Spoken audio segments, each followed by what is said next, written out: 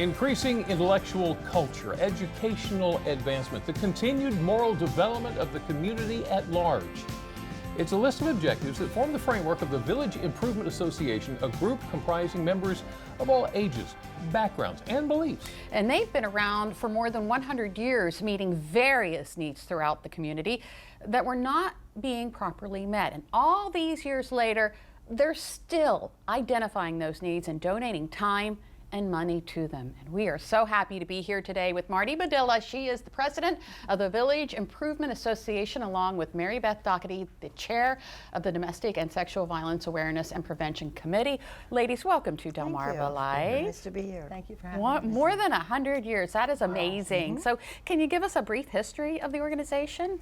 Well, we're 115 years old, and it began with some women getting together and deciding that there were some things in the Rehoboth community that needed to be fixed.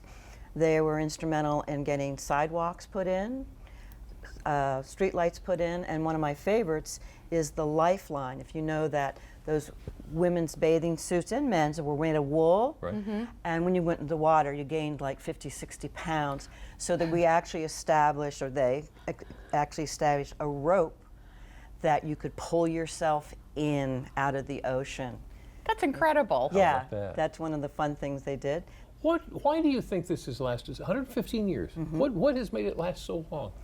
The dedication of the members and the growing needs of the community. And we donate not only money but time, over 20,000 hours a year. Wow. And we do things like work in hospice, food banks, read aloud in the schools. And we also jump up to meet immediate needs like Code Purple, shelters in the homeless during the winter. Right. And so we kind of react quickly to some things as well. Wow. That is amazing. So obviously your benefactors have changed over the years. Yes. Tell us about who benefits from your group now. Well, the Community Resource Center, the Rehoboth Library, the Rehoboth Art League, which also the VIA was instrumental in founding the Rehoboth Art League. Oh, wow. So my question is, how do you raise funds? How do you bring the money in? Well, there are many different ways, Okay. many different avenues. One of the areas that we're really interested in talking about today is the fact that we are going to have one of our first concerts ever in our Village Improvement Association building, which is the little green building on the north end of the boardwalk next to the Henlopen Hotel.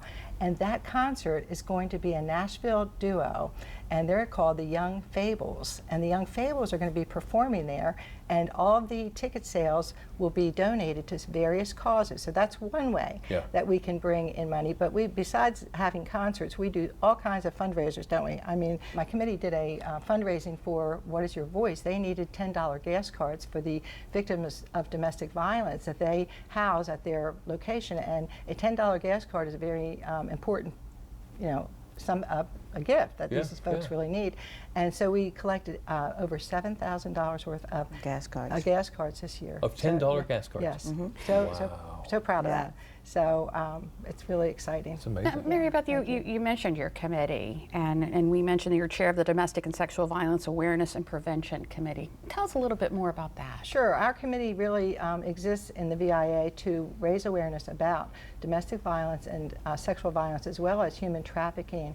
The Village Improvement Association is a member of the General Federation of Women's Clubs in Delaware. Their particular area of interest this past year was human trafficking. And so all of the women's clubs around the nation really looked at that as a focus area. And so we were really working on trying to help especially Delaware, but our local communities in Sussex County understand that human trafficking is an issue there too.